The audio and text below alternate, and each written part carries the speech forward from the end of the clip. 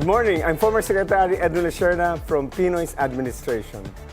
Masanto siya kapusadod sige namin, naimbag nga bigat tayo amin apo, magandang Tuesday morning Pilipinas. Former Secretary Hernani Braganza po, from President Gloria Macapagal Arroyo sa Administration. Tinatawanan naman ako.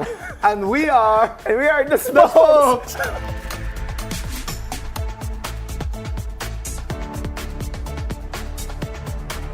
From the Palace Halls then to our group chats now.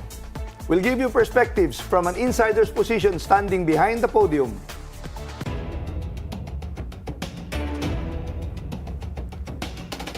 And noted by the spokes, Day 17 impeachment trial, former OVP Special Disbursing Officer Gina Acosta admitted that the same standard operating procedure was followed in handling confidential funds in Davao City and at the OVP. Pinapanood ko ito kagabi. Para siyang pickleball. Back and forth. Back and forth. Between Acosta, who I presume is a hostile witness, She is. at saka si prosecution lawyer, attorney Ligutan. Ano? So, back and forth lang sila. Pero ito yung significant admission na ginawa. Pero alam mo, kung sinabi mo ang standard sa Davao at saka sa OVP and you saw the testimony of Ms. Acosta, parang ang baba ng standard. Okay. Kasi parang, di ba, the law was very clear. Ang liable is the head of agency and special disbursing officer. Si Ms. Acosta, kawawa kasi kung may standard ka, you ought to know the law and you should say no to whatever was being mentioned. But unfortunately, Si Acosta ba COA officer ba? siya ang special disbursing officer. So under the office of the budget OVP, yun? yes. And then, even in Davao, I suppose. Yes. She should be. Well, at least siya ang, parang yung trabaho niya. Oo nga. Kasi there were two types of funds. Yung dalawang confidential fund ito, one coming from the palace, 150, then the other one was approved by the House. 500, 600 million. And both should follow government auditing procedures. So, ang issue ng back and forth kapon, kaya sabi ko parang pickleball, may pera, may tumanggap, doon pa lang may rules na yon. May nag-distribute, tapos merong audit report. Yung sa distribution, normally, my understanding experience ko as mayor, iba talaga yun Iba yun Kasi hindi naman kailangan malaman kung sino man yung tao, ano yung operations. Kasi technically, yung guest natin, kabisado to. Intelligence officer to Na yung intelligence funds are used, di ba? Unang-una, confidentially. Pangalawa, you protect the assets. Then you protect those doing the operation. Right. So, hindi dapat talaga nakaupo yung kung sino man yung nag-release ng pondo. Iba yung disbursing Right. Then you have the report. Right. Sa report po, normally hindi mo makikita minsan yung mga totoong pangalan except the police officers, especially the assets. Or even minsan yung tinarget nyo. Di ba? Kasi for possible leakages at pangalawa, baka tumambling kasi ito maging asset nyo rin at the end of the day. So sabi ko parang back and forth. Ang worry ko lang kahapon, I was watching it last night Two occasions yun two settings. Ang feeling ko lang, the way Acosta was being asked, parang siya si VP Sara, parang siya ini-impeach.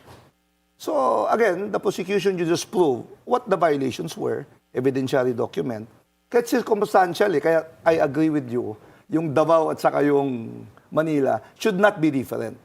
It should be the same because isa naman yung government procedure natin. But that clearly exposed the problem of our reporting. There are no guardrails here Kasi, look, if Ms. Acosta felt that there was something wrong with this, it doesn't follow the rules, then there should be a measure where the special disbursing officer could present her objection. Walang guardrails. Wala. Ibig sabihin, ikaw si VP, ako si Acosta.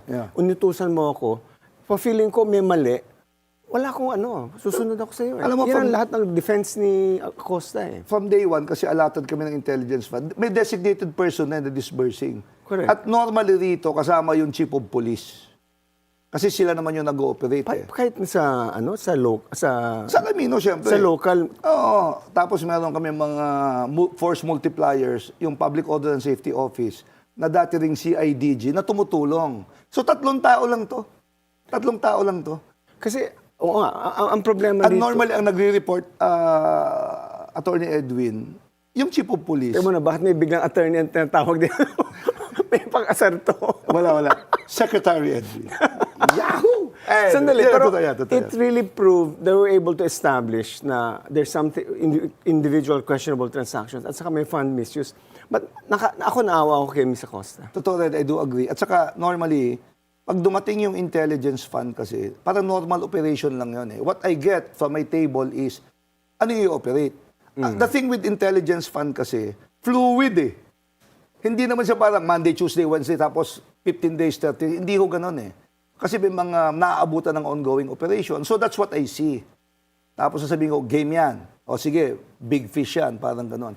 What I wanted to say a while ago was, the procedure in this case was different the way we handled it before. Hindi ko nga nakikita yung pera eh. Kasi I think hindi pinapaalam sa akin, sabi lang, nandito yung pera. Pero ikaw ang pumipirma. Ikaw ang head of agency. At the end of the day. So you don't even know what's going on with your money. Pwede kang No, alam ko i-audit. kung ano yung nangyayari. Pero hindi ako involved dun sa nitty-gritty ng operation. Okay. Hindi ko siya ay, bigay mo. Kasi may designated person eh. Hindi mo kailangan sabihin na every time may dumating bigay mo.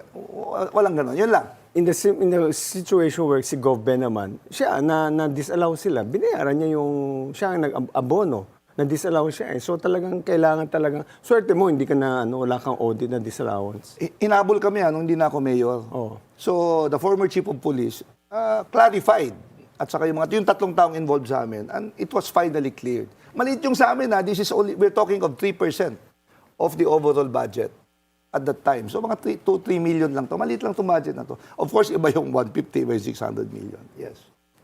Also noted by the spokes, the Armed Force of the Philippines is firmly pushing back against China's claim that Manila had promised to remove the BRP Sierra Madre from Ayungin. Panahon niyo yan, Nani. This was during that, maganda yung ginawa ni GMA dito eh. Kasi yung vessel was sinampa sa Well, apparently at that time, na pag-uusapan naman to, mukhang may foresight lang na China is becoming too powerful. Di ba?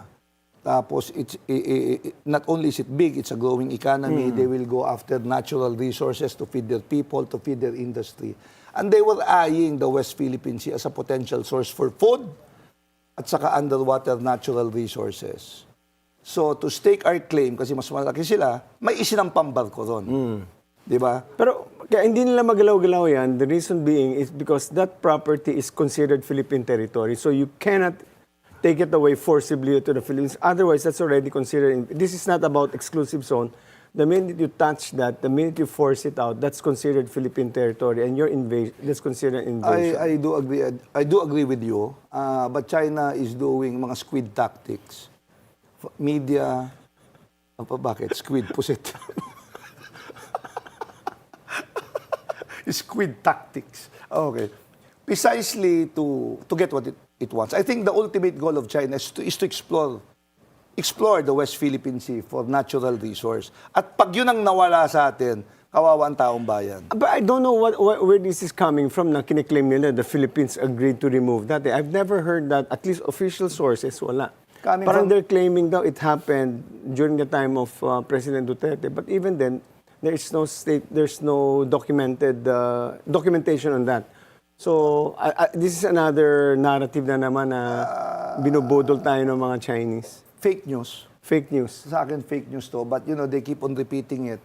So, tayo naman minsan, we keep on responding. The way we respond is, depende. Anyway. Pero tama naman na dapat i-clarify na we will never give up on that. Yeah. Anyway, these are the headlines noted by the spokes. We'll have a conversation with the Executive Director of the Philippine Anti-Organized Crime Commission, or PAOCC. PAOCC. Hindi ba yung PAOCC TF? Oo nga, dati. Okay, when the PAOCC spokes return Oh. after the short break.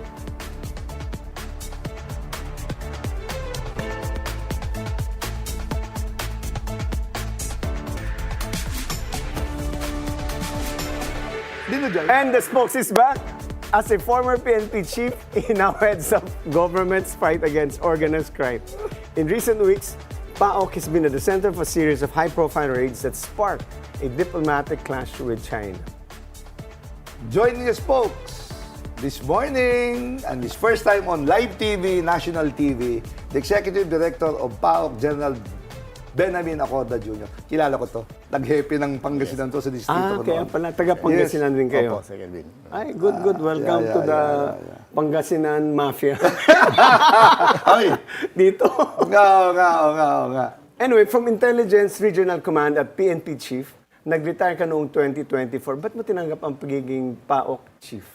Well, we were called upon by the President. Of course, we cannot say no to the President po. And it's an honor. And although yung wife ko po, medyo ayaw na kung pwede, gusto na magpahinga ako. But Bata pa kayo. following the dictum of yung kwan natin, yung public service natin. At saka nanibago po ako, Secretary. Nung pag-retire ko, okay, 2 months, 3 months, I enjoyed. Pero after 3 months, parang hinahanap mo po eh. Are you a PMA or PMA po, Secretary. one of the last? Pang ilan kayo? One of the last sa PNP Chief. Kasi ngayon, mukhang PNPA na, no? Yung PNP Chief ngayon. Opo, Secretary. Second to the last po. Second to the last. Okay. Last po yung 92. Last yung 91 kayo, in other words. 92. Okay. Yung pagiging, you're a former director, PNP director for intelligence. Nagbago ba ang organized crime sa Pilipinas? Well, kwan po, medyo sa pananaw po kasi ng PNP, medyo nakafocus lang po sa index crime. Pero Yes, itong totoo. pagpasok ko po sa Can you just explain what does it mean by index crime? yung kwan po, yung mga special laws and sa revised penal code natin, halos doon lang nakafocus naman. But with regards to my being executive director of PAOCC, dyan po pumasok yung organized crime and talagang nakafocus lang tayo sa medyo talagang mga high profile and by following it, by putting our eyes on it, medyo marami tayong nakita na talagang dapat pagtuunan. And to some extent, to my appreciation, there is a need to for a body, integrating body that somehow yung mga iba-ibang ahensya po. Kasi I see overlapping and gaps in the functions of different agencies and departments. What kind of, if you see there's an escalation of organized crimes, what kind of crimes are they committing nowadays, in your observation? Ang global trend po talaga dito sa mga scamming po ang marami. And, Scamming? That's why one of our discussions na talagang pinagtulong-tulungan namin with the DICT is the coming up of the National Anti-Scam Hub Center. Similar to that of yung sa Singapore and Malaysia na, yung mga ibang bansa na binisita na po natin. And yun ang gusto kong ipaliwanag because others would think that there is already a department or agency na nakatutok na dyan about scamming. But it's not a duplication, but actually it's integrating. And like in Singapore, yung ibang financial institutions, private, ay andyan na yan. So for any delay in the suspicious transaction ay nagagawa kaagad. Question lang. Crime should be underground. It should not be open, meaning those operating it. But in the case of cybercrime or yung mga sugal, it's in the cell phone. Or even Pogo for that matter, it was even approved by the Senate. Di ba? So, in other words, you now have businesses in the Philippines that operates legally but committing crime.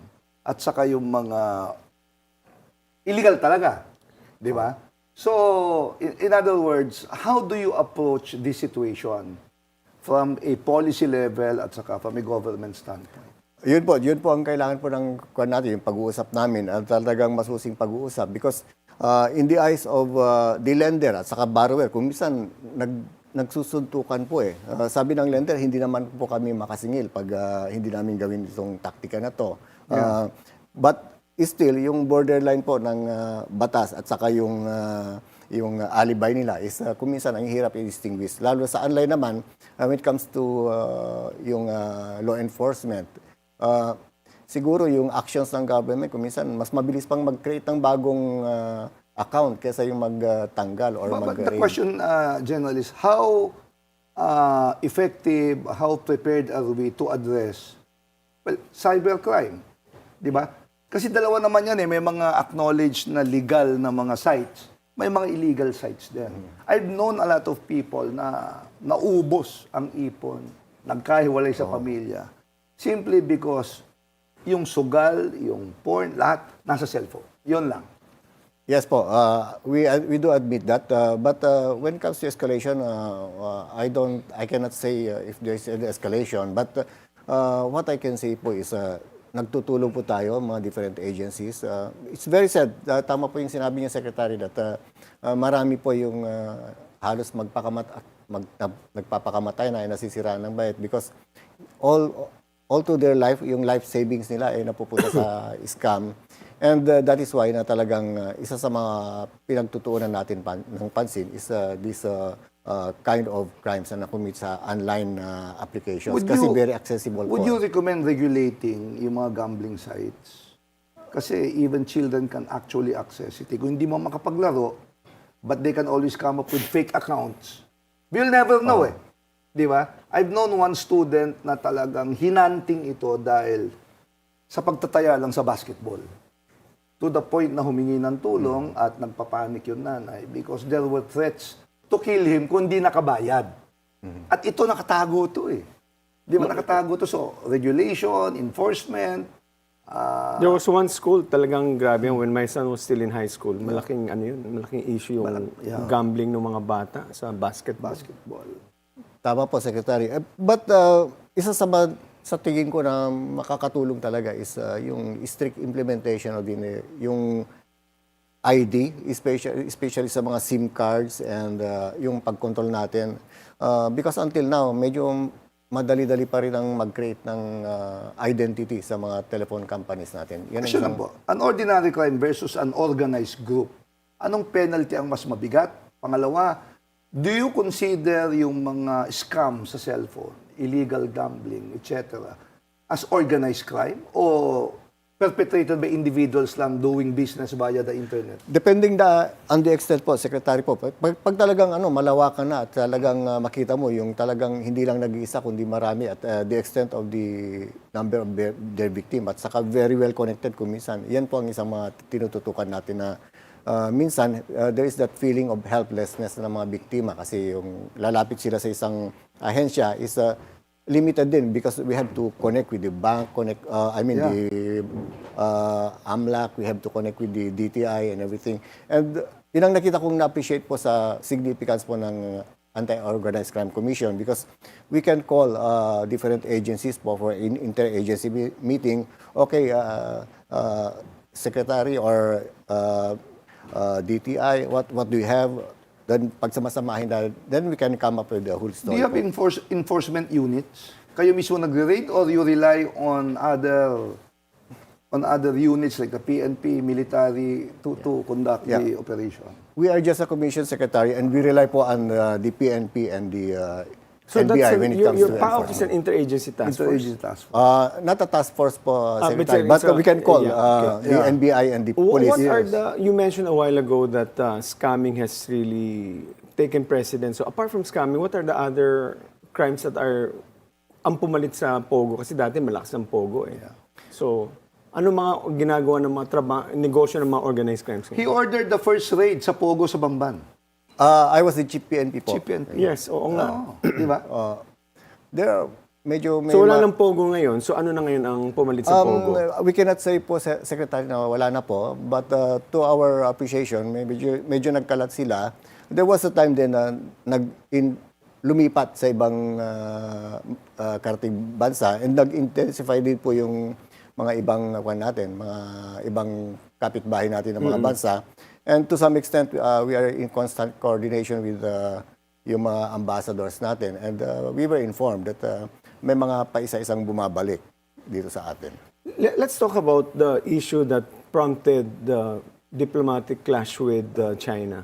You've gone several raids, may Davao, may sa Sangja, no? And then sa Misamis yata yun. But prior to that, you also conducted the raid together with NBI, if I'm not mistaken, sa Magalang, Pampanga, yung Chuangsing Steel. What triggered all these raids, specifically of steel companies, steel manufacturing? Secretary, thank you for raising that because medyo nagiging mainit na issue and I want to clarify it sa ating mga tagapanood, especially sa ating mga kababayan, because there are so many disinformation and I want to clarify things that these operations are not against any particular nationality kasi there are certain entity or individuals that would try to paint it as a geopolitical issue, which is not. It is purely law enforcement. It's an implementation of our mandate. So what prompted the raids? These are the violations of substandard Consumer Act, substandard materials, and hazardous materials po, and environmental laws. Question lang, why PAOCC? Siyempre nag-apply ng business permit to sa municipality. May permit ba to operate? Well, it started po sa there were prior operations by the National Bureau of Investigation Okay. po, somewhat connected to some explosives.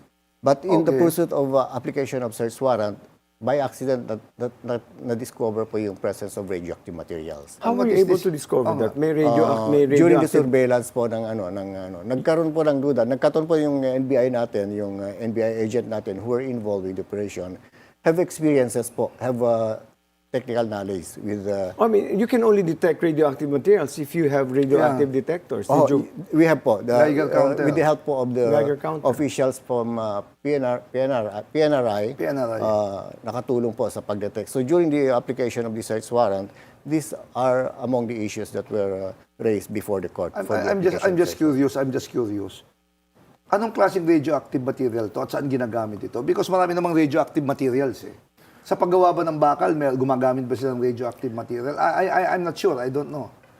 Medyo technical po yung secretary, medyo marami-rami. In our discussions, may narinig yung thorium, uranium, and iba pa. Maybe this will be better answered by our... But if I recall, there are the traditional way of creating steel, manufacturing steel is blast furnace. Yes. That one, you won't have radioactive materials because it's using iron ore. I mean, iron ore is a component yan.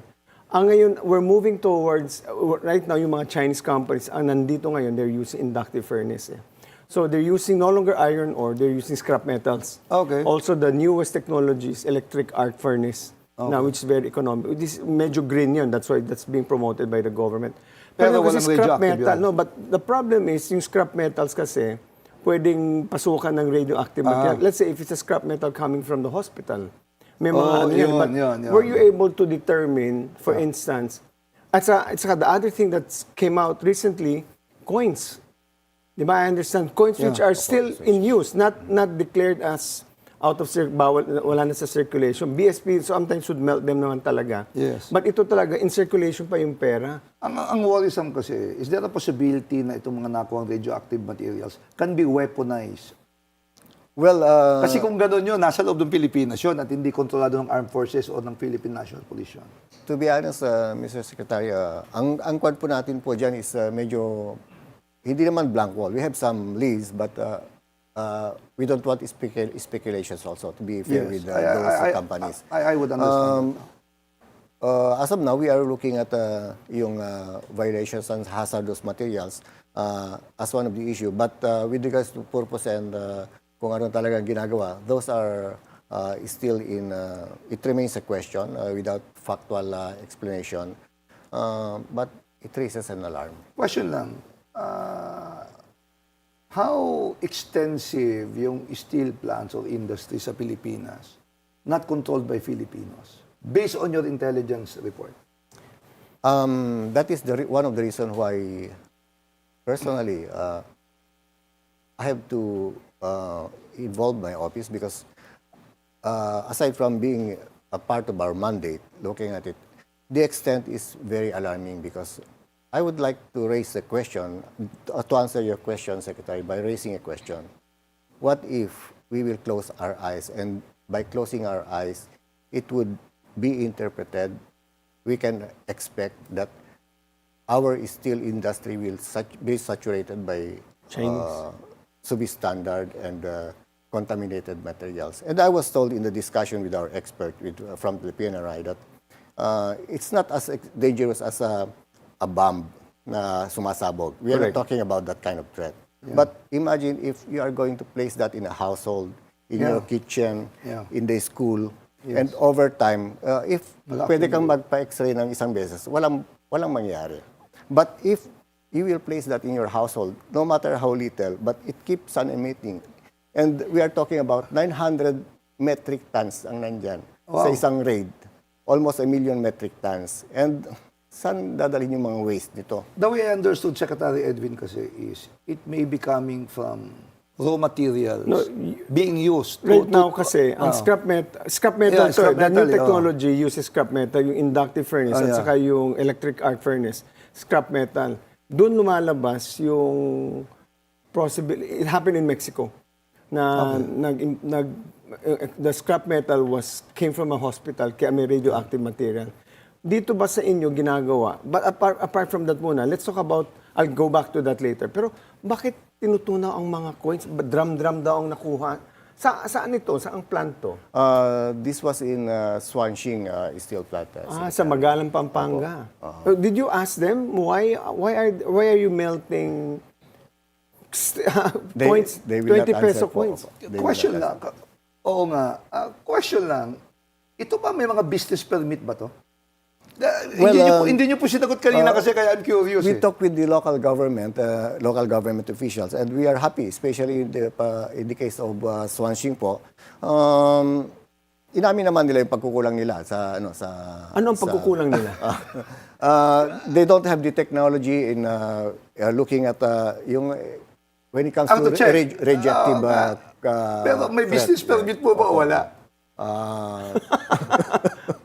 Sambayan To my appreciation po, meron po. Ano no? To my appreciation po, meron pong... Merong business permit. Okay. Kasi as a former mayor, alam mo naman yun, nagsipupulis ka ng SWAL. Nagpang-abot tayo ron manong, anya. Ang buyaman. Trabaho ng mayor, kasi baka mag-Chinese to, nag-Iilocano ako. Trabaho po ng mayor to regularly inspect, di ba, yung mga business establishments for compliance doon sa kontrata for having business in the Philippines. Wala akong pakialam kung foreign ito because Alaminos is the home of many nationals. Mostly Chinese na part na ng community namin eh. But there are new ones today. So ang sinasabi ko lang is, kaya ko chinecheck po yun eh. Kasi pangalawa, kaya ko tinatanong, gaano karami to sa Pilipinas? Mabuti may na-detect na ganito, yung mga hindi na-detect ho kaya. And how consistent ang gobyerno natin to check. Mabuti nandyan ho kayo. And by the way, paano kayo napasok dyan? Bakit PAOCC?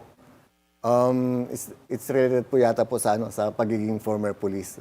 Sa intel officer. No, why PAOCC as an agency? Bakit hindi... Kasi hindi OPAC. OPAC si PAOCC. Well, maybe po... Gusto na sipa. Maybe po, because at What first, triggered? pumasok ang PAOCC? we were running after explosives. Medyo may pagka-problema before that. May intel kayo on explosives in the steel plants? Somewhat, mahirap pag-connect-connectin po eh. We cannot connect it. But, kumbaga, natisod na lang po yung radioactive. That I understand. Pero I'm just curious, bakit PAOCC? Why an interagency group at hindi NBI, hindi PNP, or even Armed Force of the Philippines? Kasi there was one plant that was raided. Nandun si Secretary Gibo, It was also a steel plant, kung hindi ako nagkakamali, in Davao or somewhere. In Sanjia, Mr. Secretary, that's why I wanted to explain also before the public and to the Chinese officials who were questioning why there is that presence of Secretary Gibo. Ito yun. We mentioned it that I explained to them that PVDEC or Sanjia is under PVDEC. And, ito yung PVDEC is, compound. Okay. And also, with regards to the involvement of military aircraft, alam mo naman po ang government natin kung saan po tayo pwedeng makamura ng pamasahe na moving personnel because we have to bring in technical experts, especially on the detection of radioactive materials. And also, andyan po yung Coast Guard and other branches of services of the armed forces when it comes to seaborne trained, when it comes to radioactive. Alam mo, the way you habang nagkikwento kayo, naku-curious ako. Gaano katagal nyo kinase ito? And what information triggered? Gaano katagal kinase ito? Because for you to be able to organize not just the raid but to bring in experts na including the Defense Secretary will have to be present. Ayaw kong tanungin kung anong tinatago nyo, ba't mamaya i-chismis nyo sa amin, Mano? No, really. It's mind-boggling kasi. Nagkataon po yung NBI agent natin is talagang yun ang pong forte po niya about radioactive materials. And hindi ko lang po masabi po yung mga previous discoveries niya about radioactive materials. So, meron na siyang prior knowledge po when it comes to radioactive materials. Now, with regards to this IF or yung technology na ginagamit, to my understanding is pinagbawal na po sa ibang bansa. And to some extent, parang hindi po ako expert, mahirap na ma-quote din po ako. But from my understanding is na-enhance po ang concentration ng with that through that process. My impression of the IF is the reason why it was banned in China and it's now here is because the product of the IF furnace produces sa China substandard rebar steels. Kaya lumipat dito. Pero dito ba pumapasa itong mga Chinese IF? Pumapasa ba sa product standards natin? Kasi, by the way, this is the third steel manufacturing company na Chinese. Do you notice a pattern? And if you know, when you inspected their papers, kailan ba tinayo itong mga Chinese steel manufacturing companies na to? 2017, 2008, it ranges from that period po. Way back kung kailan po napagbawal sa... Steel companies are all more or less established in 2017, 2019? The operation of this IF po. Okay. Look, hindi lang local government to. They required national permits. And probably it involved the DTI. Kasi palagi natin sinasabi kasi, we need investment, we need jobs, we need new money for local government. So, ang regulation, hindi lang dapat local, pati national. Were the documents properly checked or did they have national permits to operate doon po sa lugar na kung nasaan sila? Yes, Sir Danny. Napag-uusapan din namin dyan with the DTI. And in fact, our next move will be an interagency. Talagang magtulong-tulungan ng mga agency para talagang bigyan ng pansin na to because when I show the numbers about, hindi ko lang kasi masabi yung numbers. Go ahead. Kung ilan yung establishment na katulad to? It's very alarming. So it needs an interagency. What is very alarming? The number of establishments? The number of establishments. Steel manufacturing companies And owned by until now, China. marami pang napapatayo. As of now, that nag-uusap po tayo, may mga nagpapatayo. And it's a good thing po na nasabi nyo, Sir Hernani, because the involvement of the local government is very crucial. That's why we appreciate the effort of the Cebu government. They invited us for some enlightening. We exchanged views. Okay. And they themselves, talagang, one of the mayor's contractor also. And kahit i-disregard mo na yung radioactive material, sabi niya, short change tayo sa sinasabing 10 mm, pero actually 8 mm. You know, are we that desperate? Sorry, boss. Are we that desperate to attract investments in the Philippines that we Yes. allow? We have to attract investments in the Philippines. Yeah, but not this type of investment. Or controversial ones na ang binabando sa tao is it will create jobs, new money. But at the end of the day, it impacts on our health, on our natural resource. And you know, at the end of the day, ang magsasuffer yung taong bayan. Lalo pag substandard. Wala ka nang pera, magpapagawa ka ng bahay, pwede mong kagatin sa ngipin mo yung bakal na binenta sa'yo. Di ba? So, you know, regulation is very important and that starts with government. National, local. I have a question before we move on. Bakit you mentioned a series of Chinese companies that you've raided and you're saying there's a pattern, they're still investigating, you don't want to disclose the numbers. Why don't you expect that this will become diplomatic issue na ngayon to, especially, bakit naging issue pala yung diplomatic issue yung Sanja raid? But before you answer that, the spokes will return after this short break. Ano mo talaga?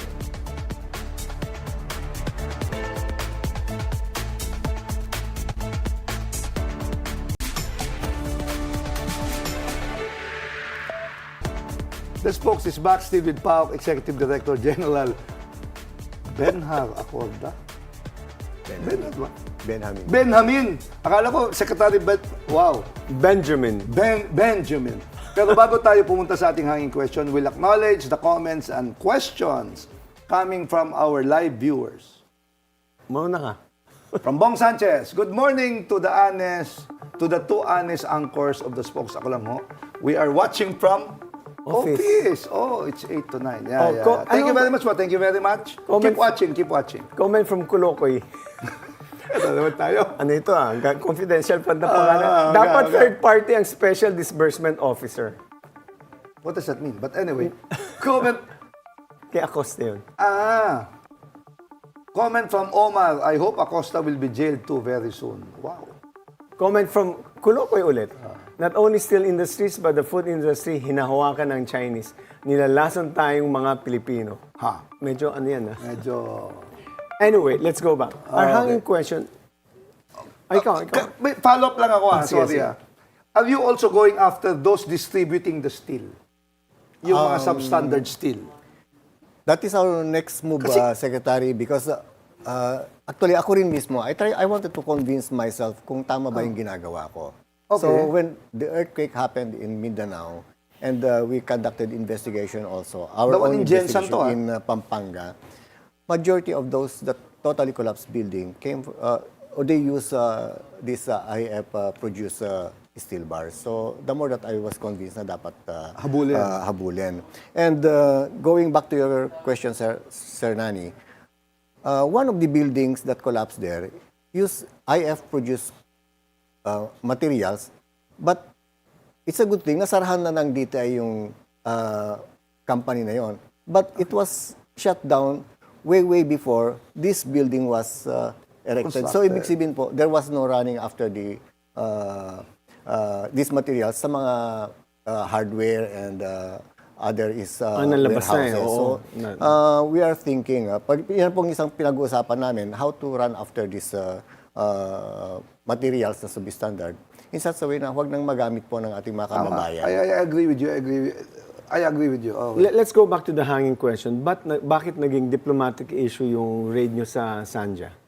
Well, to my appreciation po, right after the raid, the number 2 ambassador, embassy official of China came and questioning about the presence of the Secretary of National Defense. But I explained to them that because there was mention of national security. So I tried to explain to them, as may explained to us by the officials from the National Security Council. And I explained to them that when we say national security, it's not only about external threat. We are talking about public safety and public order. And for this matter, I explained to them that it is a public safety and public order. And when we talk about crisis management, there are several levels: municipal, provincial, regional, and national. And this one is up to the regional level only. So I explained to them, and I think it was properly explained. Unfortunately, after the visit, he mentioned to me that the hardliners in Beijing are considering retaliation. Which they did. They arrested 100 Filipinos. Yes, yan po ang medyo masakit because I try to explain to them, this is not a geopolitical issue. We are not running after a certain nationality. We are just implementing the law. So we are just following the dictum that we are not running after any nationality, but the laws of the Philippines should apply to all. But let me ask you, let me just okay, continue that. You're saying that all the substandard steel are coming from furnaces that use the IF method. Have you apprehended or raided steel manufacturing companies using the IF method with not owned by Chinese? Or are they all owned by Chinese? Unfortunately, based on our intelligence report po, Karamihan sila may-ari. Parang ganun po ang lumalabas. So, may mga Pilipino ba nakapartner itong mga to? If ever there are Filipinos, that's one subject for further investigation. If they are indeed Filipinos. May kapartner ba na Filipino businessmen, politician, powerful families that are also protecting them? So far, based on our investigation po, Sir Hernani, wala pa naman po, except for the record that they are saying that they are Filipinos, but is still subject for further verification. You know, it has always been the dream of Filipinos na magkaroon tayo ng industrial base. Steel is a primary component of that industry. If they can do it, why cannot we not do it? And we are allowing them to sell substandard materials, tainted pa at the expense. Another policy shift probably is, sabi nyo, napakarami ito, extensive ito, I would assume kumikita sila. Ang tanong lang, kung kumikita sila, kung hindi sila nandadaya. Yun lang ang worry ko di ba?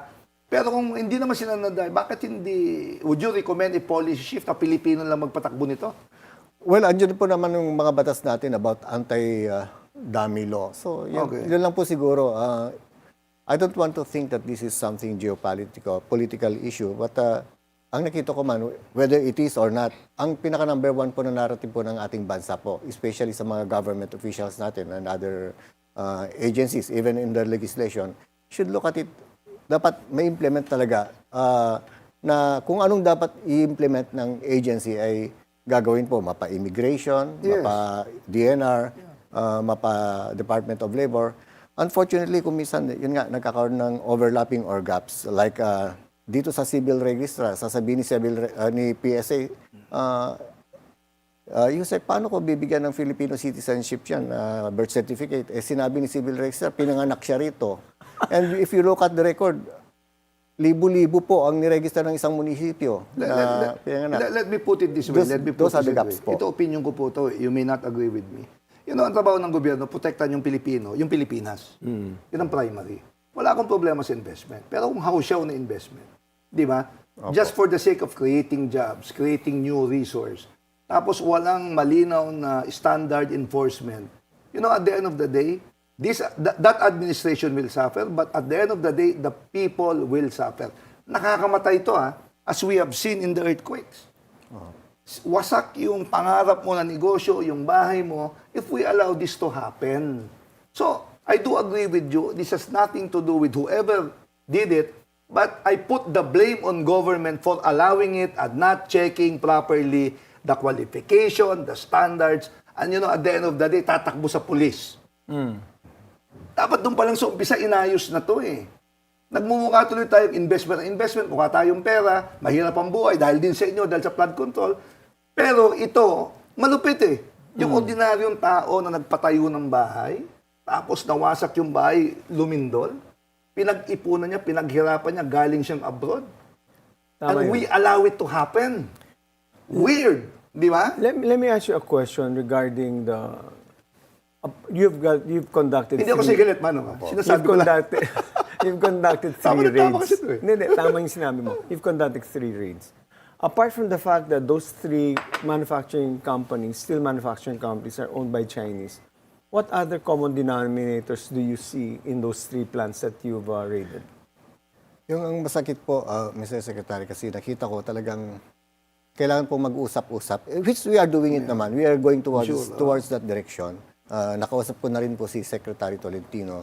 And yung mga kababayan natin, di natin alam kung hostage lang o hindi. But naawa ko din sa ibang initial findings namin sa mga doctors. There are indications of exposure talaga ng radioactive materials. And sana wag naman po. Yung cancer po ang nakakatakot eh. Question lang, boss.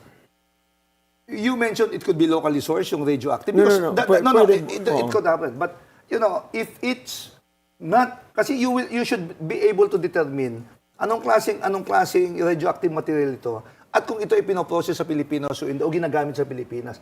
If it was imported from abroad, yung raw material na to, it could be worse. Kasi ang feedstock ng blast furnace is iron ore. Ang feedstock ng IF at saka ng EAF, scrap metal. Yeah. And tama sabi ni Nani, kung they can be imported scrap metal and they can also be sourced locally.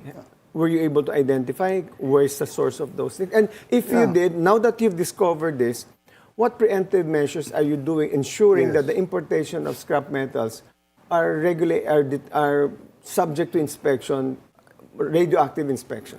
Yan po, yan ang isang na-intensify natin, coordination po with the Bureau of Customs, with Sir Ariel. And they are doing some measures also to make it sure that hindi magamit. Although we cannot conclusively say that these were imported, kasi pwedeng i-misdeclaration lang yan and everything sa customs. Smuggled ang tawag doon. That's why nagbabacktrack po tayo. And sometimes there are questions, bakit millions or hundreds of thousands of metric tons ang papunta rito, tapos ibabalik mo rin sa China. So there are so many unanswered questions. Alam niyo na may 3 na kayong raid na ginawa. Is it now a policy? Bago kasi parang walang radioactive, namimix yan eh. Because feedstock ng manufacturing eh. Bago pumasok, i-melt yan, meron na bang proseso nire-require nyo, may radioactive detectors in place para may detect bago ihalo yung scrap metal sa furnace? Sa customs, Hindi, pati sa ground, on the manufacturing plant, you should require, have you required them to install, at least have radioactive detectors? yun ang kwan po sa talaga dapat sa kwan na sa DNR po. And there are some realities po as far as yung regulatory bodies natin. Like for example, yung situation wherein we are talking about 42,000 industries in one region. And there are 100 inspectors. Mga ganun po na. Yeah, I agree. Yeah, kaya mahirap din Pero po. mag-force multiplier here. You train the people in the plant itself. Maybe kasama po yung plant and maybe the local government siguro po. We start training the local government. Kaya yan po ang isang pinagpapasalamat ko because other government officials are really wanting to learn from what we have learned in this raid. Has this been investigated in the Senate or the House? This has been, I understand, going to be investigated or it has been investigated by Senator Risa Ontiveros. Okay. Opo, I was invited po. Are you, Okay, may good, hearing good, na, good, nagka-hearing na? Okay. Ikaw na. On another topic, because of this ongoing tiff with China and the Philippines, di ba? As a former military officer, a police officer, as a former intelligence officer, is there a possibility na itong mga plantan to are forward establishment that can spy on the country if the problem with China gets worse? Or purely economic lang yung interest? That's a good rito? point. Have you considered that angle? I don't want to escalate issues po. No? I will leave that to the department. We wanted to be objective. It's purely law enforcement operation. It's not against... Instructor ka. Instructor ka. Kaibigan ko kasi. Okay. Nakita ko naman, sir, sa statistics. Well, it's not na sinasabi natin maraming criminals na Chinese. Maybe there are so many Chinese visitors. And when it comes to statistics po ng involvement of crimes, maraming Chinese nationals talaga. But for it's the not- record, sir, marami pang steel plants ang tinitingnan nyo. Yes po. And there are those who are still putting up. Kaya sabi namin, mag-usap-usap na lang kami interagency. And sana, para hindi naman kawawa yung mga nag-i-invest. Would you recommend stopping muna yung construction until a clearer policy? I think- A clearer policy is determined or designed. I think that's the direction po. We don't want to be, kasi gusto naman natin tulungan ng DTI, but not to the extent nga sabi niyo po, yung ikakasama Last ng ating question, kababayan. ballpark figure of number of steel plants that you're looking into. Ballpark figure lang. Manong, Not because it will affect our economy. Ang masasabi ko lang po, we want to help po yung mga legit business na, na kung baga talagang kung ano lang ang tama, anong standard, yun lang po. you mentioned the economy. How many employees yun ni-rate nyo?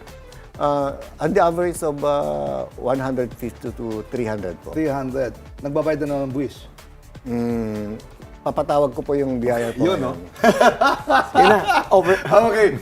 Manong, maraming salamat. Thank you, General Benhur Acorda Jr. of PAOCC. Salamat, Apo. Salamat, General Acorda. Yes, sir. Thank you, When sir. the law is enforced, it must be firm enough to resist pressure and fair enough to earn public trust. In a country caught between crime, politics, and geopolitics, accountability must never have a foreign or political color. I say it the way I see it. I'm former Secretary Hernani Braganza. And I hear it when I heard it. I'm former Secretary Edwin Lacierda. And we are the Spokes!